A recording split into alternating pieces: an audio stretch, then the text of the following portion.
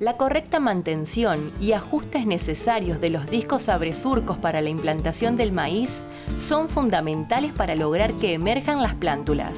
El ingeniero agrónomo Hernán Ferrari del INTA presenta información del tema. El sistema de disco abresurco más utilizado en nuestro país es un bidisco en forma de V corta encontrados en un punto de encuentro.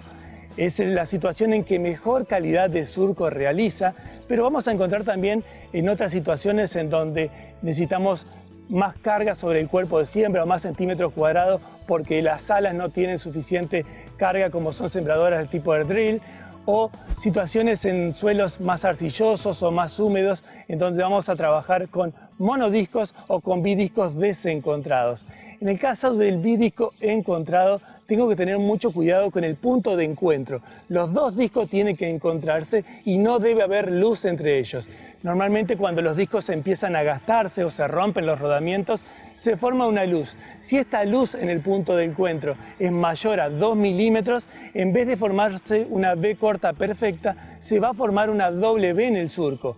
Al formarse una doble V, la semilla pierde de tener una captación de humedad del 75%, pasa a tener una captación de humedad del 15%, haciendo que nuevamente la capacidad de embeberse con agua de las semillas baja muchísimo, germinan en diferentes tiempos y van a emerger en forma desuniforme temporalmente.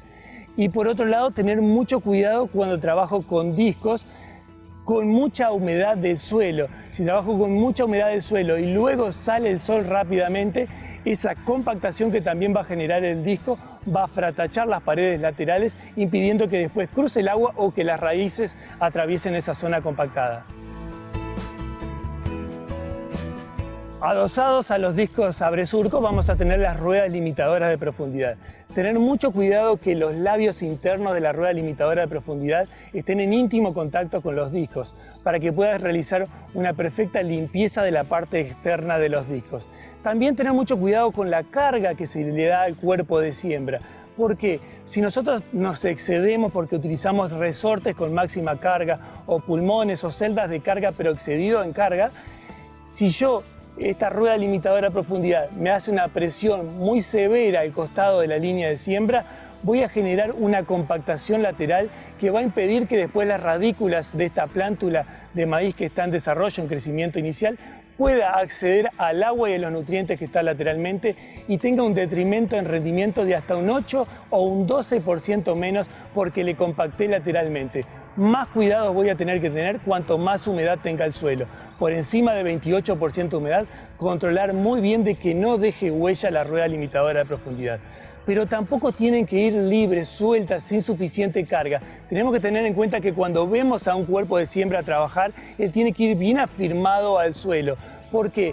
Porque si el cuerpo de siembra va nervioso, va a los saltos o va picando, vamos a tener muchos problemas en la distribución de las semillas. Porque esas semillas va a rebotar mucho más en el tubo de bajada, vamos a tener mucho más problemas con las diferentes densidades de la semilla, se va a empezar a descolgar la semilla de los orificios si es un dosificador distribuidor neumático teniendo problemas con la singulación, no se van a cargar bien los alvéolos de una placa si el dosificador y distribuidor es mecánico. Entonces, tener mucho cuidado de no compactar el suelo, pero tampoco que vaya libremente, que vaya bien afirmado al fondo del suelo, sin dejar huellas. Ahora sí, si nos vamos más atrás, nos vamos a encontrar con un elemento que es muy utilizado en la Argentina y que es fundamental para lograr una emergencia temporal uniforme de las semillas. Es un elemento contactador de semillas llamado rueda cuando es una ruedita o colita de castor cuando es una lengüeta la que va a contactar a la semilla. Este elemento lo que va a hacer es afirmar a la semilla bien en el fondo del surco para generar un efecto esponja y hacer que el agua que está moviéndose por capilaridad le llegue a todas las semillas al mismo tiempo, acelerar la emergencia, logra acelerar hasta un 50% la emergencia y mejora mucho la uniformidad temporal de cómo emergen las plántulas. ¿Cuándo voy a utilizar estos elementos? Siempre que la humedad del suelo sea menor al 40%. Cuando la humedad del suelo es mayor al 40%, no lo necesito. ¿Por qué? Porque ya hay suficiente humedad circundante y no necesito un elemento que me haga efecto esponja.